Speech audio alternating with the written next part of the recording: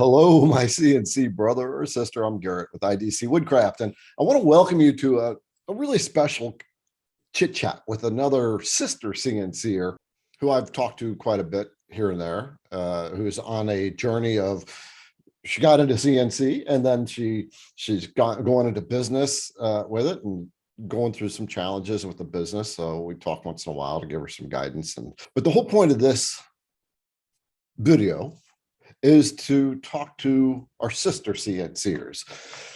So if you are female looking to get into CNC, or you're starting to do it and not really sure how to go, this is the whole reason I've got this little talk going where we can talk to Katie, and Katie can give Kate, I just asked her, do I say Kate or Katie? And she said Kate, so it's Kate, to give some of the insight, some of her journey, and then what she's up to and some of her challenges, but also for her to share that you can do this kind of thing, getting into CNC and getting into business. So Kate, will you please take a minute to introduce yourself, what you're doing, where you're at online, how you're, I guess start at the beginning. What got you into CNC? What was the underlying thing that really got you going into your own thing?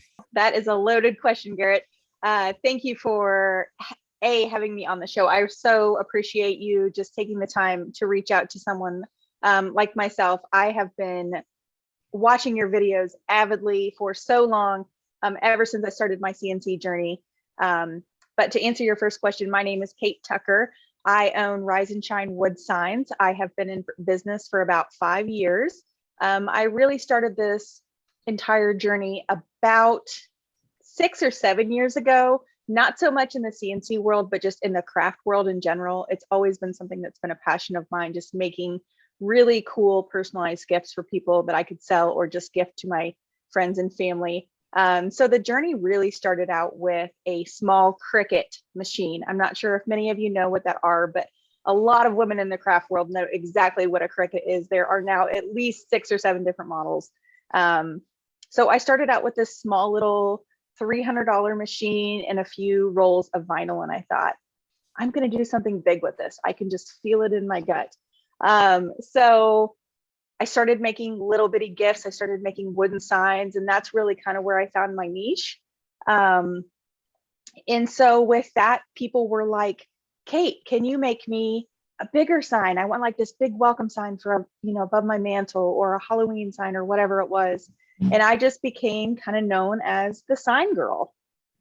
I don't know how that really transformed my business, but it did. I became known as the sign girl, and I got a ton of custom requests for, certain family names. Or I have a really good girlfriend of mine. She's a chemist at Eli Lilly, and she wanted this like inside joke with this chemical compound design and everything else. So I thought that was really fun.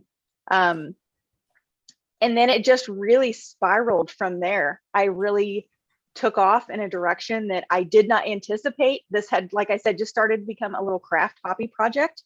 And before I knew it, I was making a purchase of a 36-inch vinyl cutter from US Cutter. And it just kind of took off as like the sign girl.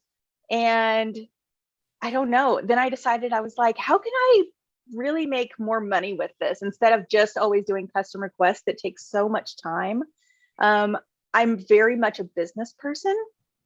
Both my parents are business people. My dad is an entrepreneur.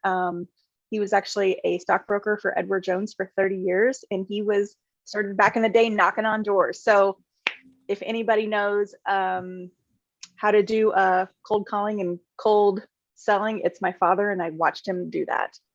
So Calling is hard. Yes, it is. Yes, it is. That's tough. Yeah. Talk about learning how to have a thick skin. I thought it was interesting that you became known as the sign girl. How did that come about? How did you like step into being called the sign girl? Tell me this dirt. Give me the dirt. Give me the dirt. Okay, so I guess I don't really have a big fancy explanation for it. It's just, there's not a lot of people around me, because we live way out in the country, that could make things that you could find on Etsy for a reasonable price that they weren't going to charge you an arm and a leg. And that's really I guess where I fell into that specialty category for the sign girl is everybody was like, well, she's not going to charge me an arm and a leg. She's really, I guess people would say, if they had to describe me, they would say I'm just authentic. I don't pretend to be something that I'm not. And I take so much pride and professionalism and perfectionism into my work that I knew that I wasn't going to be overcharging them and that I was going to be giving them a good quality project. And honestly, at the end of the day, that's how I went to bed. That's how I laid my head on the pillow. I just knew that I could not overcharge someone for something that wasn't absolutely perfect in my mind. And if anybody that knows me knows I'm a perfectionist at heart, and all of my work has to be just perfect for it to go out the door. So I think it just kind of spiraled. People were like, well, she does really good work and, you know, it's not too expensive and this and that. But as you know, the world and the economy has changed. The prices of wood have gone up. And where I really began to struggle was those wood signs and those home signs became so popular. So, I mean, the market just exploded with them. And of course, every crafter, every YouTuber was online showing how to do this, showing them how to make them. And people were buying their own crickets. They were getting their own materials. They were making them themselves. And so the market just became extremely oversaturated. And I said, I need to elevate. How do I take the next step to make sure that I can keep up and stay ahead of the curve? That is my entrepreneur heart. I don't know. How do you stay ahead of the curve? Is every entrepreneur is asking themselves that same exact question. How do I stay ahead of what's coming? What's coming next? Looking on Pinterest, looking online, looking on Etsy, looking on Google, just lots of decorating forums, magazines, all the things. And I really thought to myself, I think I want to do paint parties. I still love to connect with people. I still like to make money, and I still like to have fun. So I took this huge vinyl machine and I started looking online, and I'm like, Garrett, where all these people have all these beautiful designs online. How do you get these designs? And I thought, I've got to learn how to make these things. Like, this is not going to be easy for me to figure out how to make. And yet I did, because I feel like when you really want to learn something, you're just going to immerse yourself in it. Kate just made an interesting point here where she noticed that there's a lot of people doing a lot of the same stuff and recognizes that she needs to step outside of that window of everybody else to be different, to stand out. And she did one of the things that you really have to do. You immerse yourself into whatever craft you're learning until you start to see what people are needing. And in this case, Kate said, I won't be the design buyer. I will provide the designs to those people who are buying them that are in that big pile. And that's how, or one of the ways that she is actually standing out for herself in this new area. I mean, as you'll find out, she's still finding her path, but she's coming at it in the right way. So the whole point of why I've jumped in here is, as an entrepreneur, if you want to stand out, what you need to do is look at what everybody's doing, and then what are they wanting, and then serve that market of the masses. So in this case, the masses are the CNCers or the Cricut designers, the people who are buying all these designs to make their stuff. She'll be a supplier for that, or the trainer for that, or both. Either way, what she's doing is she's finding the angle that's going to make her stand above the rest. Serve the market, so to speak, or serve the market who's serving the market. All right, let's get back to Katie. I had somebody a really long time ago say to me, if you really want to learn how to do something, you have to open that book and you have to read it cover to cover. But you have to want to read that book cover to cover to learn every single thing. And that's kind of like what I did with my CNC journey. To kind of fast forward a little bit, is I went online, I watched a whole bunch of videos from everybody that did CNC to get a little bit different perspective. And the one constant thing that I found from you is you started at the beginning and you helped me work my way forward. And that's kind of how I looked, like being my CNC book, But also I did the exact same thing when I learned how to use Inkscape. Learned how to use Cricut. I learned how to use Photoshop. I had to immerse myself 100% into those platforms and forums in order to be able to get what I needed. And so once I learned how to make those custom designs, people would say, "Hey, sign girl, Kate, can you make me this?" And I was like, "Absolutely, I got you. And if I don't know how to, I'm going to figure it out. It might be a few weeks, but I got you." And so that's really just what immersed. And then I started the paint parties, and it was crazy. Went off from there. You stated a interesting point here, that sometimes we want to get from point A to point Z without the work in the middle. And unfortunately, that work in the middle is necessary, but it also builds the foundation of becoming the expert, for lack of a better word, right? That where now you're leading the pack. Before we dive a little deeper, you've got a little bit of a backstory. Would you mind sharing that at all to kind of tell people the underlying reasons why you're in this in the first place? Oh gosh, I knew you were going to open this can of worms on me, weren't you? So let's see. All right. Gosh. So in 2020, as you all know, year of COVID, everything was awful. It was horrible. We had just moved to Northwest Indiana from our family. My husband's job relocated us to DeMott, which was a great little town, great little city in Northwest Indiana. And I was finally getting we had moved in, we had been there, everything was starting to take off. My business was I was like, yes, I'm finally up the hill. We moved, I'm settled. I have a new community of people I can work with, new women that I can do things with. And one day not to be too personal, I was having some issues in my breasts, and I noticed some issues. And so I called my doctor and went in and had some exams done. And it turned out that I had a 5.5 centimeter mass in my right breast.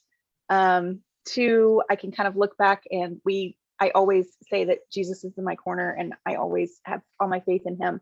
But to make kind of light heart of the situation, we called it the lime and the coconut. So I had a lime in my coconut, and I turned out I had a cancerous mass in my right breast in 2020. So of course, with COVID, I had so many things. I had my kids at home. We were, all the schools were closed down. My husband, that had normally been traveling like 100% of the time, was at home trying to work. We were trying to navigate all of this.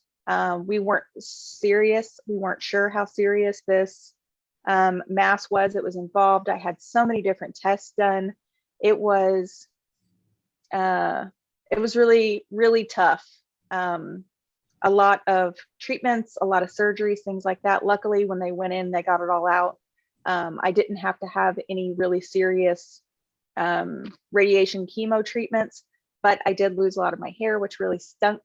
But when your body and your mind and your family and everything that you know just comes to a screeching halt, I couldn't even think about my business. I couldn't even wrap my head around it. Every time I looked at my husband, I almost just wanted to bawl and cry my eyes out, because I was terrified that I wasn't ever going to see him again, or, that he was going to be doing this on his own with our kids.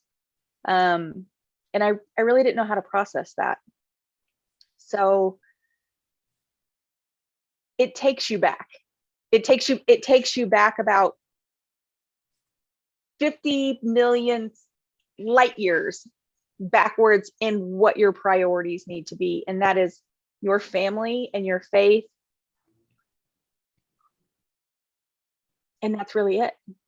I mean, that's really it. And the hardest part for me was I had to go through this entire process by myself because of COVID. My husband couldn't go in with me. He couldn't be there during my surgery. He couldn't be there during any of these really invasive tests. He couldn't be there while I stayed. He couldn't do anything.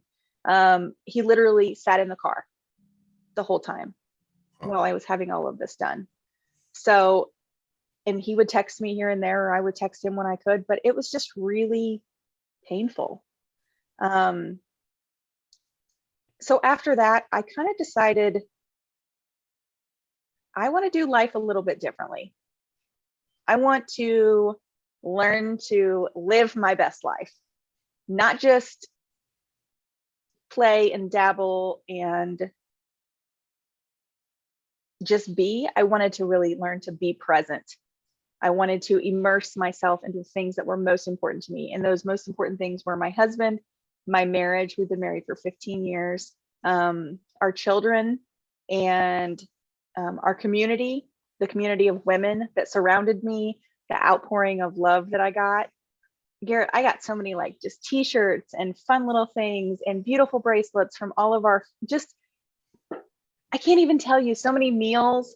And I was like, this is what life is. This is how important things are in life. We always get so caught up in our worlds. Just, I've got to do A, B, C, D, E, F, G, G, G, and then get all the way to the end of the day and just be like, okay, I'm done. First of all, I just want to say, when you said life comes to a screeching halt, I totally related to that, because when my wife had cancer before she passed away, it was 3 years of just life. The brakes were on. We were going nowhere while we were taking care of it. And so I totally get that. But it's also a life lesson, like you just said. It realigns your priorities so much,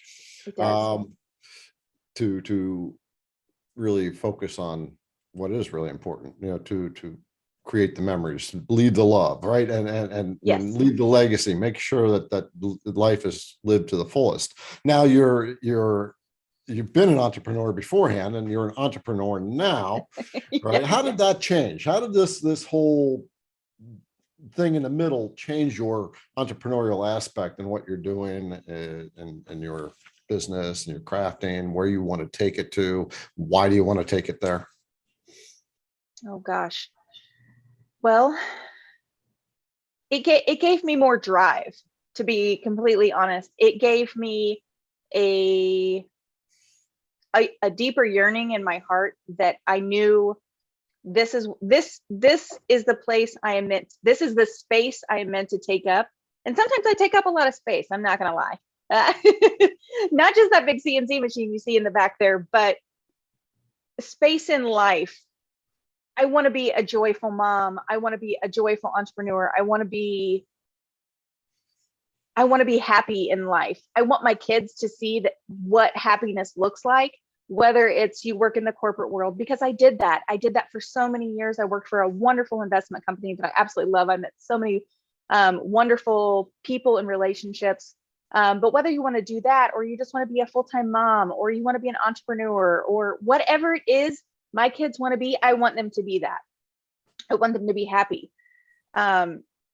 This is what makes me happy. I know it sounds totally insane. Female woodworker running this enormous CNC machine that is predominantly led by yeah, look at you. You're sitting in your workshop. I mean, normally, from someone my perspective, we're calling this a man cave, and this is the woman's hangout, whatever it is. It's what do you call it in the world, in the woman's world? What is it called? It's not a man cave. What is it? I know that's going to sound crazy. I don't really have a specific name. My mother-in-law calls it the she shed. I don't know. I don't know how I feel about that. I just call it the workshop. I just call it my shop. Like that's, I guess, a woman's cave. Right. I will tell you, I always have to laugh though, because every time my husband comes out here and I'll be doing something, when I was first learning, I'd be like, every time you come out here, I mess up something. You have to go away. Like this is my space. Like on the other side of my, on the other side, you can see over here on my big door, my service door is the other side of our 30 by 48 shop that we have. And so that's where all of my saws are. That's where like the chop saw and the table saw and my desk collection, my big panel saw, all of that stuff is on the other side of the door. This side of the shop is, there's about a 15 by 30 run over here to my right. It's just straight. And that's where all of the art takes place. If I want to do paint parties, there's tables, there's all kinds of really cool stuff for people to come in and do that. So when we built this shop, that was kind of like, I wanted to have my paint parties here, because I was always like, I'm gonna have to go rent a space or drag all this stuff to somebody's house. And that was a real, I don't know, it just kind of was like, just sucked. Right. So What's it like for you when you're in your girl cave, right? When you're getting into your space and you're starting to work on something, where do you go in your mind? What's going on with you, right? what's going on with me? It's my place to kind of zen out. I love to create. I love to just, I am like the biggest dreamer ever. So I just like to really, what comes to me, what inspires me. Sometimes people will send me stuff and they're like, hey, can you make this? So I'm out here looking through the different materials. Like right behind me, I've got some big cedar boards that I'm working on. I saw these really cool, I was driving in this new edition, and I saw these really cool, like address signs that you would put on your house, right? And it had these really cool, like pencil letters, but it was like carved in. And I was like, ooh, I kind of like that. I think I'm gonna make some of those. I go to craft shows, I go to all these crazy places, I go to Pinterest, and very seldomly will I ever buy anything. Like before, I used to be like, oh my gosh, I have to buy that, I have to buy this, I have to buy this, I have to buy this, because I want those things for my home. Now I look at them and like, I can make that. I can make that table. Mm-hmm. Like I have a huge piece of walnut sitting out here that we went and bought when we were down in Kentucky visiting some family. And I want to make a big live edge table. I've never made one before, but you bet I'm going to try. This thing that Kate just pointed out, of where she would go, oh, I can get that, I can get that, I can get that, and she's getting all this stuff. But now that she's given herself the right, the freedom to get into the creative space, suddenly her world expanded, and now she can say, I can make that instead of buying it. And this is what this whole thing is about at the bottom level of this CNC creative kind of space. That if you're feeling that desire in your heart to dive into it, then dive into it, because that's the freedom and liberty that it gives you to say, I can do that. I don't need to pay other people to do that. When you say that you can do it, there's this great sense of self-pride, because it's just something that came from the inside of you, and you have actually made it real. And what's even better is when people start to want that, something from you. This is the epitome probably of what this whole interview is about with Kate, as to why I wanted to interview her, to introduce her to you. For you, who is probably a sister CNCer or wannabe CNCer, this is why. This is why we say, just do it. Don't worry about what you need, which we will talk about a little bit later. Do you really have to wait for the perfect time? We'll talk about that one later. So let's get back to this thing with Kate. You fall into the category of most CNCers who realize that, I'll just say people who get in the crafty space, right? They realize that they got the creative stuff inside of them. And it's just like an explosion of ideas, and you don't always know where to point to. And you and I were talking about that yesterday on the phone, how you feel like, yes. I got so many things to make. And yet at the same time, you want to create this successful business too, right? You want to make stuff that the people want, make them feel good. You can feel good about it, and you're earning decent income at the same time. And so that's one of the challenges that we all go through as a creator, is to learn how to rein in the ideas. We really have to, we have to find that zone, and we have to discipline ourselves to start staying in that zone. And we can play on the side, right? It's like off work. Okay, now I'll make this thing. But when you have a business, you have to find that corner. So you're still in that journey of finding that space. You're on Instagram. Are you on Pinterest? Yes. What are the platforms you're on? And I will put links to Kate's all of Kate's resources in the description of this video or podcast. But Sure. what are all the platforms you're on, and what are you showing people on these platforms? Okay, so first and foremost, I'm on Etsy, just Rise Shine Wood Signs. And so there I mainly focus on all of my DIY kits. I'm currently in the process of converting all of those painted DIY kits that you would use with your traditional blue stencil film. I'm actually in the process of converting those all over to be carved signs. So you will still receive the beautiful DIY kit with all the paints and everything, the colors that you would want to choose, but they will now be V-carved, which you know what that means. Yeah. But they will just be simply carved for people to paint in and have a really different sign element to their collection, Right. whether it's So their on name. Etsy, you have a DIY kit that people can actually pick up, right? They can buy. Yes. And what do they get? What comes with that? Before we move on to the other stuff, what comes in your DIY kit, and what's Sure. Yeah, explain it. So what comes in a DIY kit is it's a 3/4 inch piece of birch wood. And usually it's, I would say, no more than like a 16 by 20 size. It has a wood frame around it if that's an additional option that you want on it. It comes stained in any color. It's already put all together. The stencil film is already put on the sign for you. And then you have an option up to 5 colors that you can customize your kit with. You get paintbrushes, you get a squeegee, you get a pick, you get all of the necessary things to make the kit work and to do it. But instead of it being, painting over that stencil film like the traditional farmhouse stencils are made, or the farmhouse signs are made, this is actually carved in. So it's already primed, it's already ready to go. All you have to do is paint it and then peel off that masking, and you have a beautiful custom sign ready for you to go. There are a few other projects that I've made that are for sale on Etsy that are ready to go, that you just literally add to your cart and I'll ship to your door. So that's one platform I'm on. My second platform is actually my website, which is just riseandshinewoodsigns.com. So that's on there.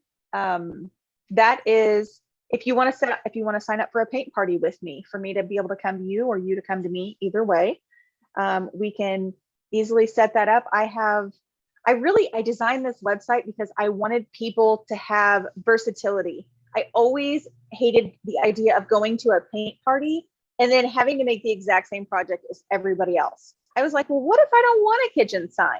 I want to go hang out with my girlfriends, but what if I don't want to make this? I already have 10 kitchen signs. So I made this website where everybody from the paint party could go on and they could pick any sign they wanted that I have from my collection. They could test. Cool. That's Yeah, cool. I was while you're talking, I was actually going online to actually find your store. So you'll have to lead me to it. I got Rise and Shine wood signs here, but this is what it brought me to. Well, it's actually just Rise Shine Wood Signs. Oh, okay. So we're gonna take the a look. And for some reason, Rise Shine Wood Signs is the max amount of characters I could have for my business. Yeah, how do you find a specific store? Well, go back up to the top there. I think you are in, there's a place where you can look for shops.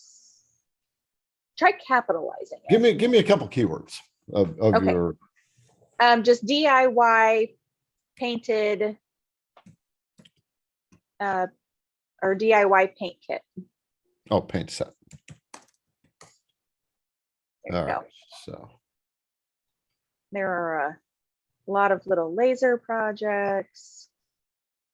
There are so many things on Etsy anymore. It's just unconscionable. yeah, well, that's an interesting point. So Etsy is a launching platform. This is a little business advice and a little tip I want to give you to and for you who's watching this is Etsy is not the end all catch all, right? You're put in front of a lot of competition, and it can be oh my, where do I find this at? I know you'd know it when I saw it. So it's a place to launch from, to experiment and get a feel for. So we need more keywords. I would say just type in Rise, RISE, with a capital, No, get rid of that. Like, Do what? get rid of the DIY paint. Get rid of that DIY paint set. Okay. And then a capital R. Because sometimes you have to type the shop name very specifically. So, and then S, capital S, shine. There you go. Capital wood or W. Okay. And then capital S. There you go. Try one more S on the rice shine or the wood signs. Okay. Well, what I'll do Oh, is hang on. Okay.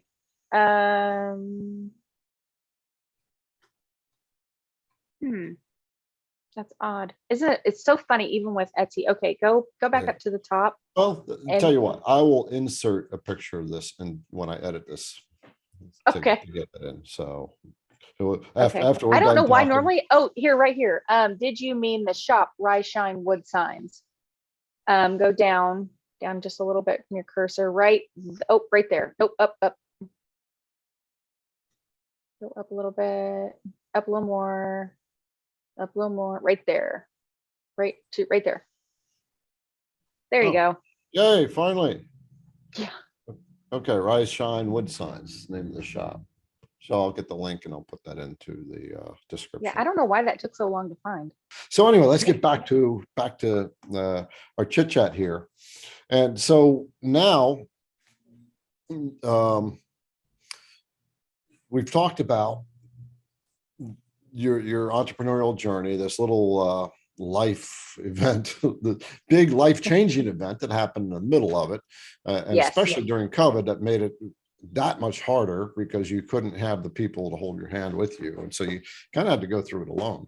And then now it gave you a lot more drive, and when you get into your shop space, right, you're in your zone, right? You get I guess the question I really wanted to ask was, does time go away for you when you're in your shop and you're just doing your thing?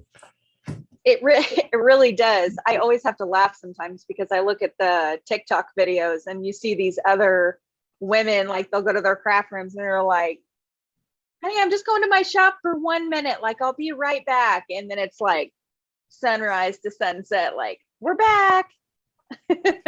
That's literally how it is. Some mornings, I'll get my coffee, I'll get my, day started, whatever, throw my hair in a bun, and I come out here, I get the kids on the bus and I'm just like focused. And before I know it, it's noon and I'm like, oh crap, I probably ought to go eat some lunch or something, or like leave the building and go get some sunshine. You don't even want to leave your shop, right? I don't.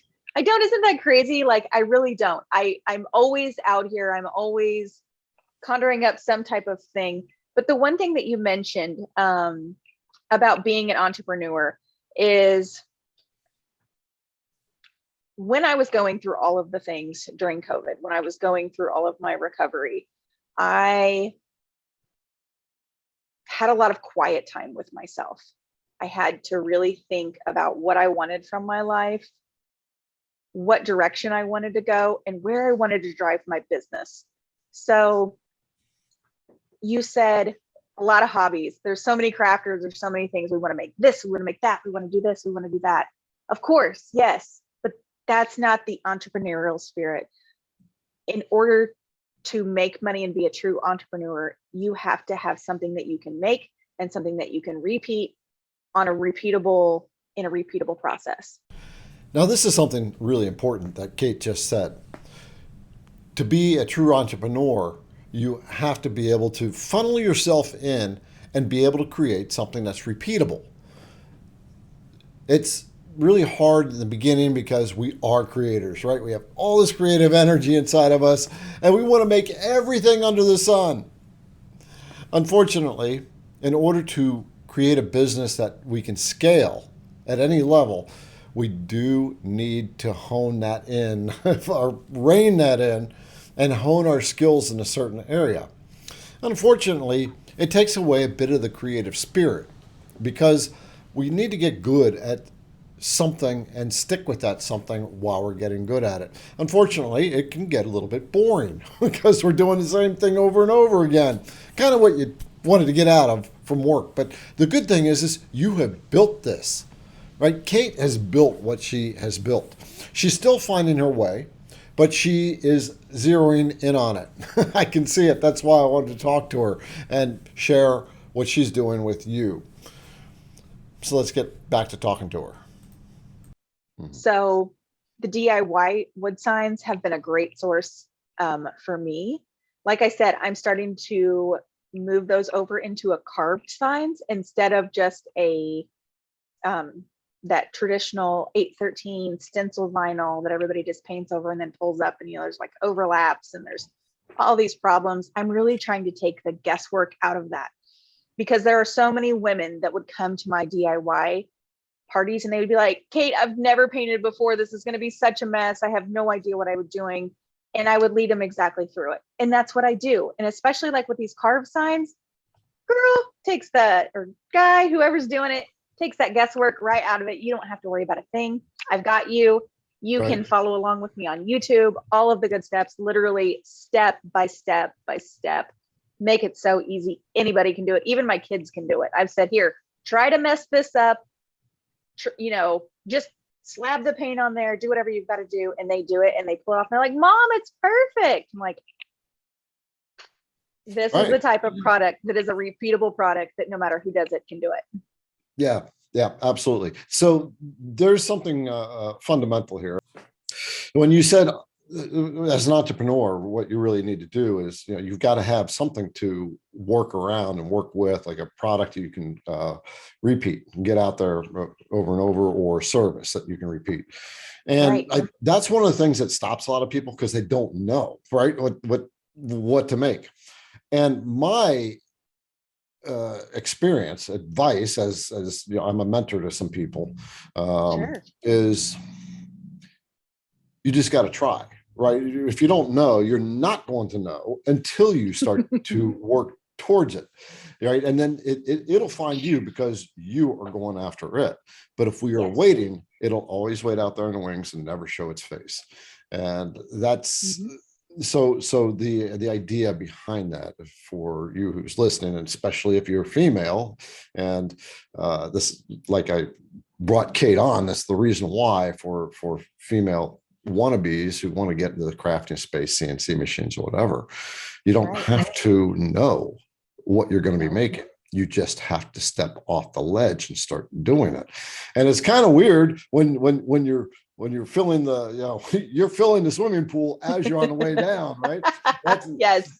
And you're afraid that the swimming pool isn't going to be full.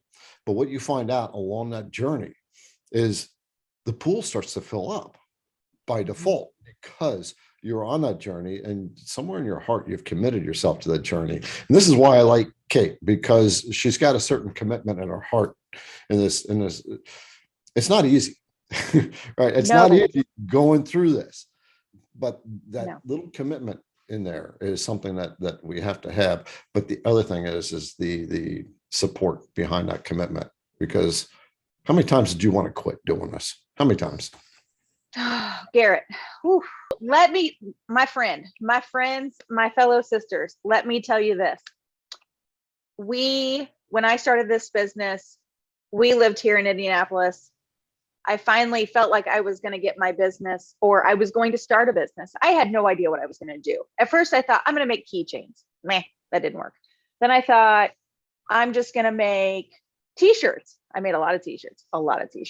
And I bought a heat press, and I bought all the heat transfer vinyl. I bought all the things. And then I started making wood signs. And then I was like, I've maybe used a chop saw. I watched my husband use some circular saws. Like, my husband's like the jack of all trades, handy kind of man. Me, not so much. You need somebody to help decorate your house or pick out Easter outfits to coordinate. I'm your girl.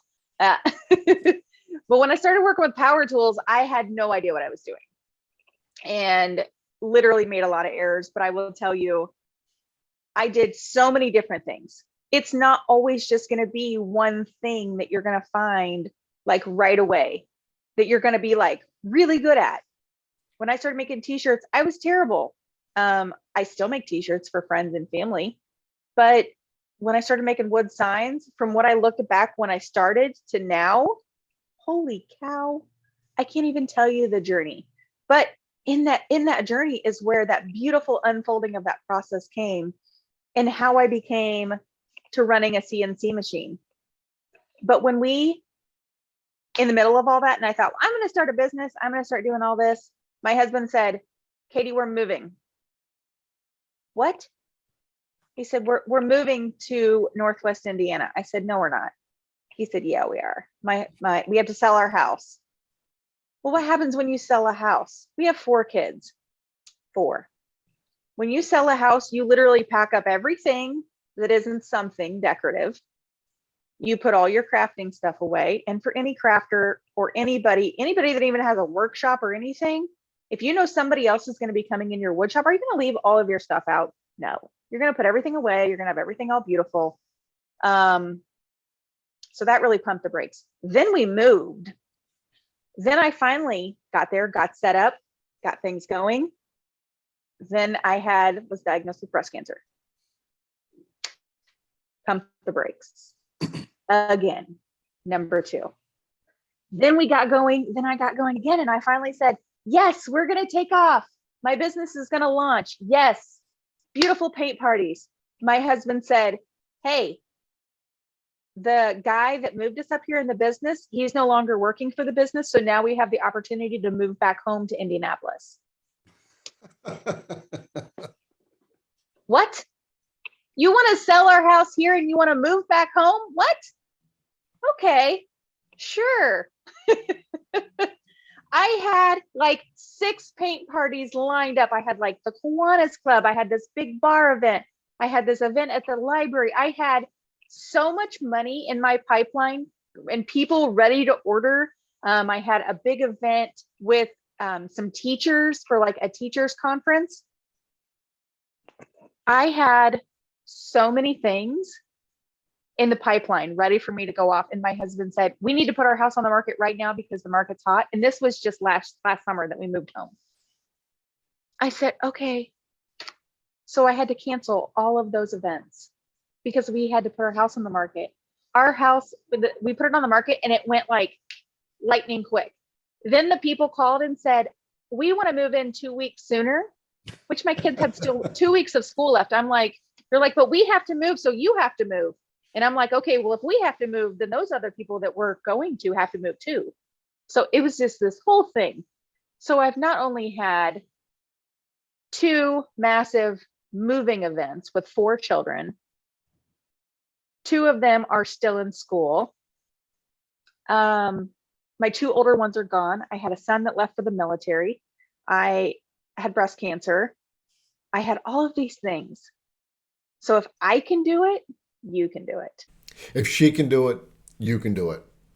That's ultimately the bottom line here.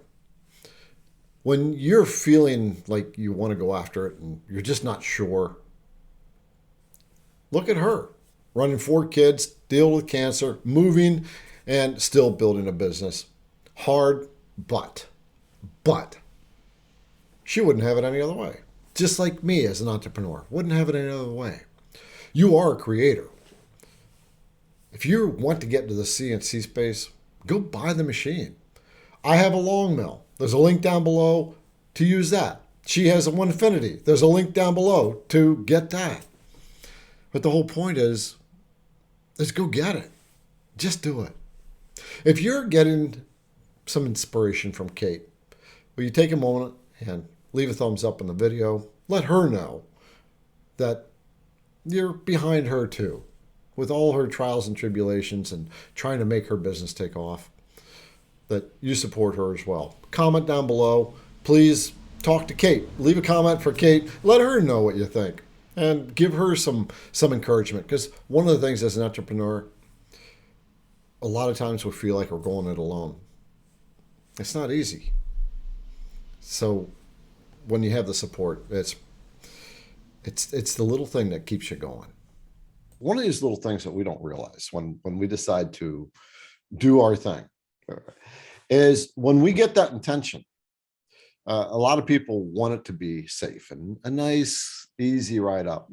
And literally the law of life is when you have an intention to move into a new space, there is always the disruption in your life, and it feels like it's all bottoming out, going downhill, and it doesn't matter. It's a guaranteed bona fide promise you will have that disruption, because you are taking yourself into a new space, and we don't know that space, and so it's very uncomfortable. It's outside of our comfort zone, literally.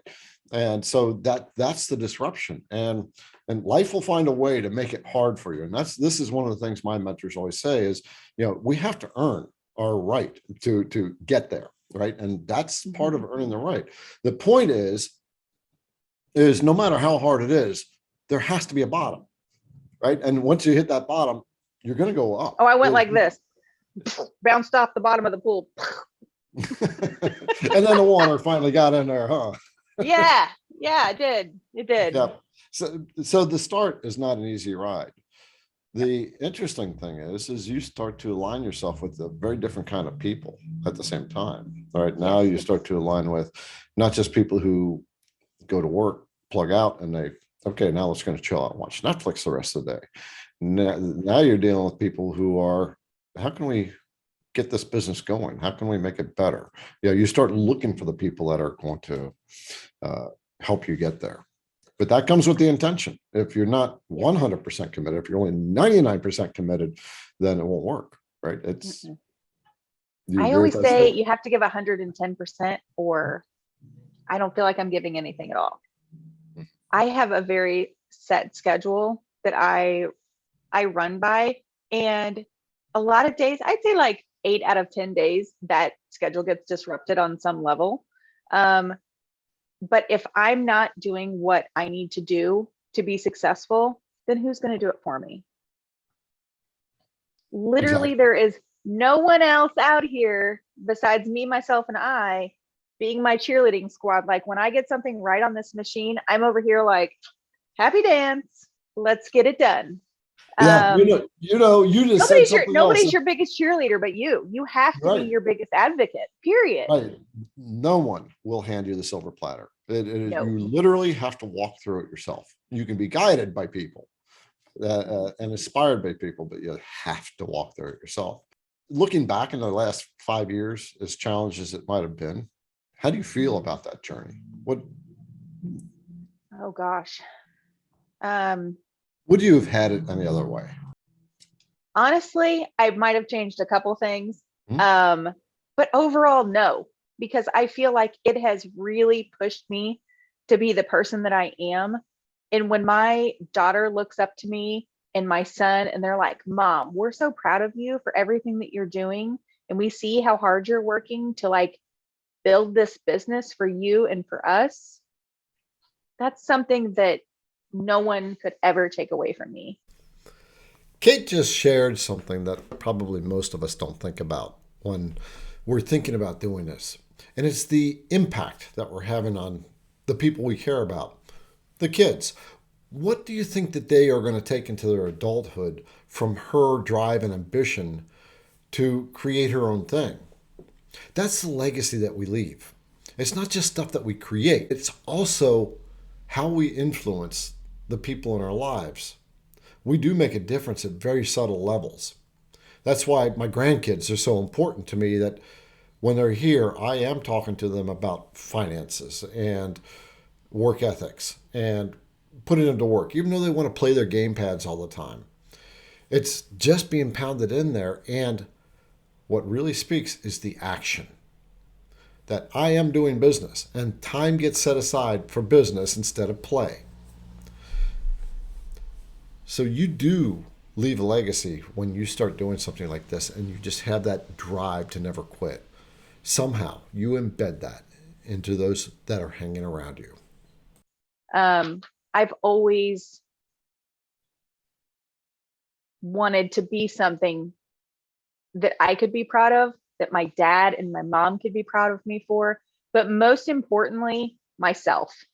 And I know that may sound really selfish, but I've always said, no one's going to be your biggest cheerleader for you other than yourself. I mean, of course, your mom and dad are always going to cheer you on if you have those relationships with those people in your lives. But I've always had to believe in myself. Garrett, when I bought this machine, this is the biggest machine that Onefinity makes, the biggest one. I didn't start with the woodworker. I didn't start with the medium one. I went for the Mac Daddy of all the CNC machines. And I told myself, I gave myself 6 months. I said, you've got 6 months to figure this beast out, to get it all up and running. And I know 6 months, people are thinking, I don't have 6 months to wait. I have bills to pay. I have things to do. But when you're running a machine this big and this vast with a lot of projects, I knew in 6 months, I was going to be up and running full par. I'm going to be carving lots of signs. I'm going to be doing lots of things, lots of projects. I don't have time to be fooling around with a small machine. I knew absolutely this much, double zeros, about CNCing ever. I knew how to run a router. I knew what router bits were. I knew all the saws. I had no idea what a CNC machine was fully capable of. I just saw it and I was like, ooh, this thing can carve really cool stuff. Let's figure it out. Let's buy one. So I saved up for it, bought it.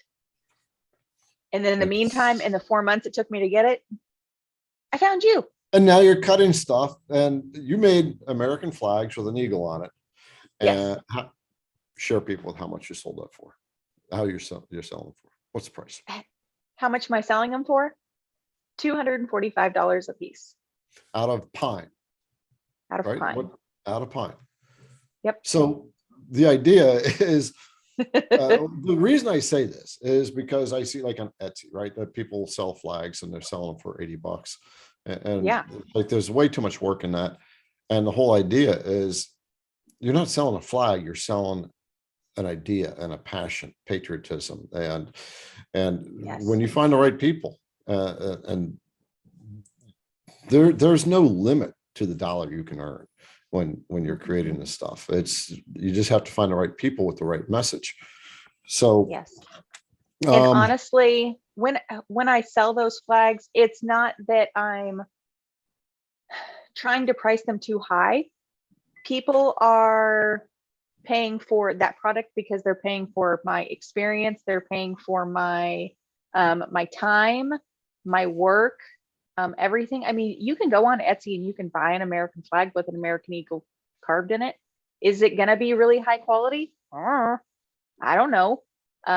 Is it going to have kind of an iffy paint job? Because I will tell you, Photoshop is a beautiful thing. People on Etsy Photoshop their stuff a lot. And it's not always necessarily what you see is what you get. And I'm not saying that for all Etsy sellers, because there are some Etsy products that are absolutely beautiful. And when you get them, they are 10 times fold what they are in the photos. But as far as certain things, yeah, there are. But for me, it's a business. I'm in it to make money. It's my time. It's my gift. It's my talent. One of the biggest struggles that many CNCers have when they first dive into this CNC space and start to sell their projects is, how do you price your stuff? It's kind of tough because we really don't know. At the same token, we don't think we're worth what we're actually putting into it. And so it's one of those touchy games. Now, when it comes to the pricing of it, you got to value yourself. And you can't undercut yourself. This is one of the things I see on Etsy all the time. People sell stuff where they can't make any money. And the other bad thing about that on Etsy is you think that you need to bring your prices down. You're comparing your prices to their prices. And that's really, really bad to do. You don't ever want to compare yourself to the Walmart of CNC projects, which is what Etsy is. Etsy is a good launching ground, but it's not a place you want to stay at. Don't ever price your stuff so low that you're not making money off it, that you're working harder than the money that's being put into it. I've seen flags on Etsy for $50, $75, big flags. They're not making any money off of it. They're not seeing their own worth. She sold it for what, $250, $235, something like that. Just goes to show you that you can get decent money off of doing projects off your CNC. and they don't have to be that complicated. And it's just like anything else. I mean, people don't go into the Coach store or the Louis Vuitton store to buy a cheap purse. They go in there for the quality, they go in there for leather, they go in there for the craftsmanship.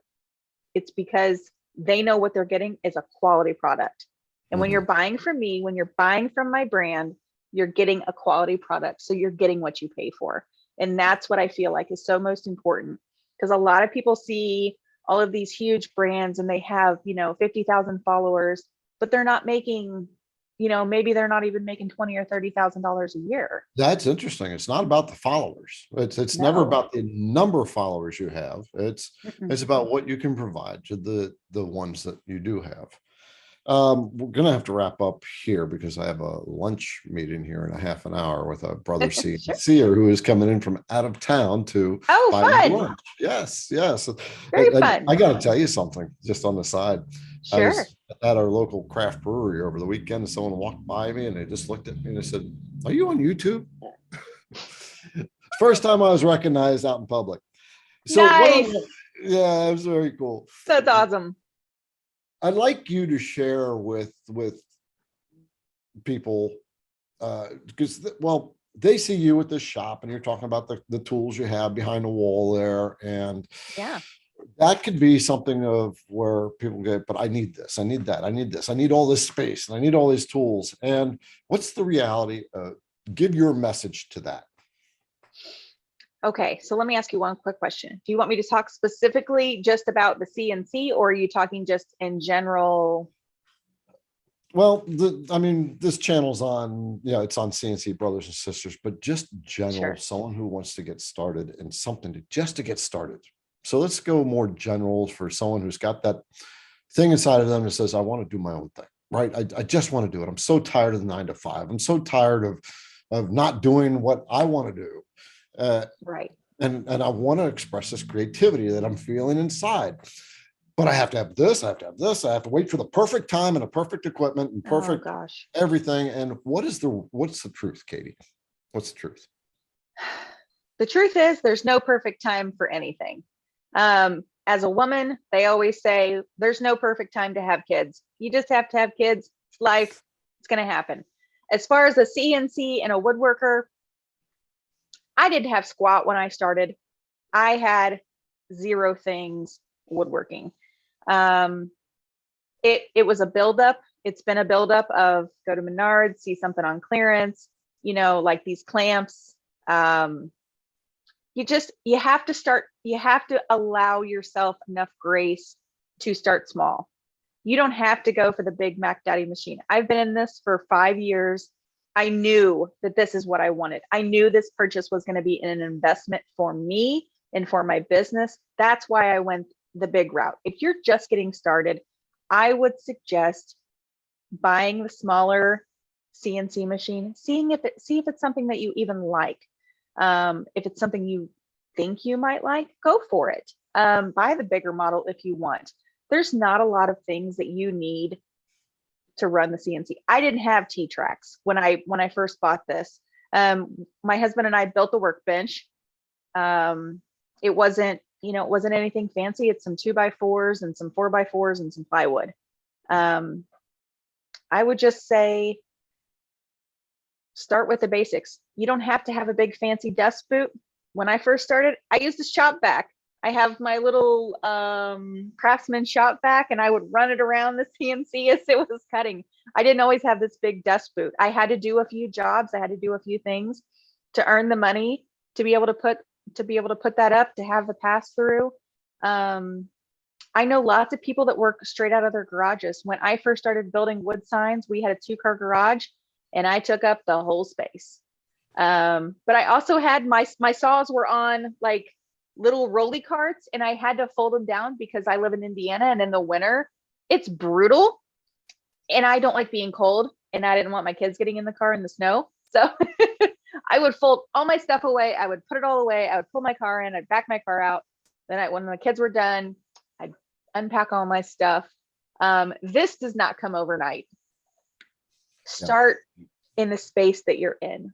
Just be present where you're in and utilize that space. Yep, that's you said that well, and it doesn't even have to be CNC.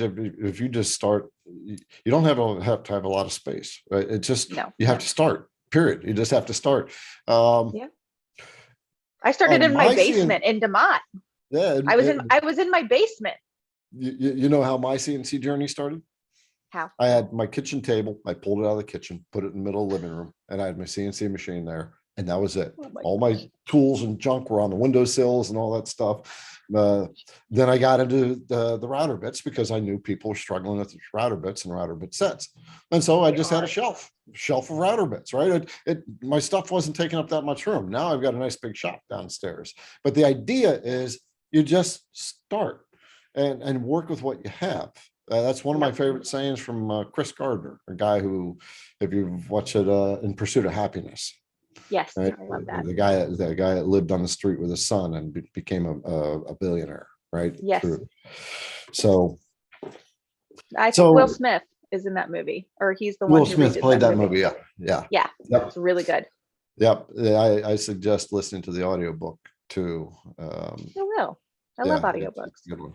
So the for you who's watching as a brother or sister wannabe creator and wanting to get in your own space, there is no perfect time.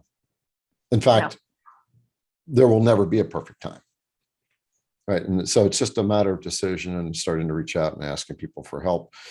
Sometimes you get it, sometimes you won't, but the whole point is to start and to be committed to the journey. So, Kate, why don't you give some parting words, and then we will end our very cool little dialogue and talk to your sister CNCers or sister creators. And what would you say to them? Oh, friends, I would say be honest with yourself, be true to your heart, do what you feel called to do.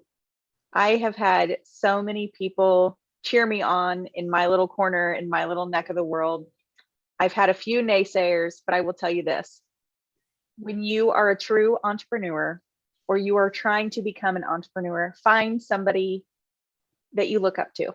Find somebody that's going to help you put one foot in front of the other on this journey, because a true entrepreneur will never dog you. They will never try to stop you from becoming where you are, because we've all been where you are. So you just have to start. Just surround yourself with people who are going to help you on that journey to keep one foot in front of the other. There's lots of Facebook groups. I'm actually looking into starting a new Facebook group for CNCers, just for women. Reach out on Instagram. Reach out, send us a DM. I have met so many wonderful people on Instagram. You just have to start. Start, be your own advocate, do what you want for yourself, and dream big. Well spoken. Well said. All right, Kate, thank you. Thank And you. yep, Kate's contact information will be below. She has a Onefinity. I have a long mill. We both love our machines, so I'll leave links below for that as well. And Kate's out there for you if you want to reach out. So all her resources will be down in the description.